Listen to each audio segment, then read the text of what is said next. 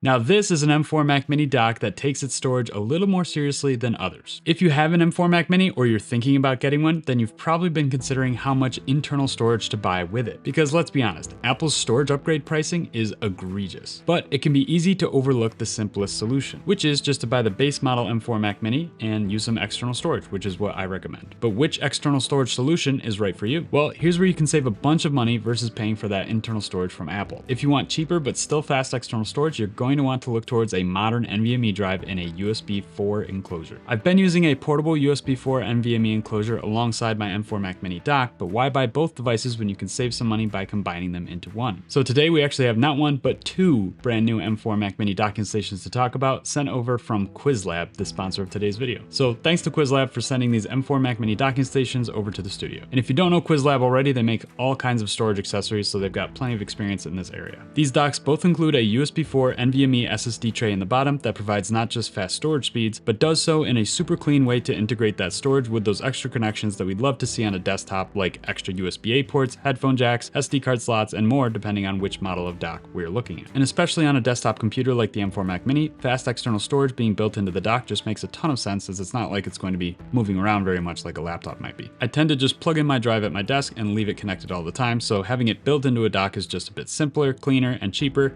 versus buying both a dock and a USB 4 drive enclosure. In this way, you won't have any unsightly dongles dangling off your M4 Mac Mini if you're a clean desk type of person like I am. This one has an aluminum stand type design, which makes your M4 Mac Mini look like it's hovering while adding a few extra USB-A ports for you and a headphone jack on the back, in addition to the NVMe drive in the bottom. And this vertical stand design is really interesting, as it actually provides a double connection to the M4 Mac Mini, making it possible to have both the fast NVMe storage as well as multiple connections like USB-C ports, SD and micro SD slots, extra USB-A ports, etc. It plugs in once in the front of the Mac Mini here as you set it into the stand, and then again in the back of the Mac Mini after you clamp it in. It's this double connection that allows it to have the full 40 gigabit speed for the NVMe drive from one connection, and then still have another high-speed connection to split amongst those other ports like the USB ports and SD card slots. A very clever use case of the front and back USB-C ports on the M4 Mac Mini, if you ask me. Let's install an NVMe drive in each Qwiizlab dock and see how they perform. Today I'm using the Crucial P3 Plus NVMe drive, since I think it provides a nice balance of price to performance from a reputable brand in this storage space. And mine is the 2TB model. All we need to do is flip it over and undo the two screws for the hovering type hub and pop in the drive. And on the vertical style stand, the bottom is actually held on by magnets, so you just need something to pry it off. My drive already has some thermal pads stuck on, but Qwiizlab does provide new thermal pads with each dock. And as you can see from the threaded holes, the NVMe storage base supports the usual M.2 drive sizes from 2230 up to 2280, which is super convenient. Just tighten the retaining screw and close it up. So now we have a base model M4 Mac Mini, but souped up with a fast storage drive and some extra connections, just like that. So let's see how they performed.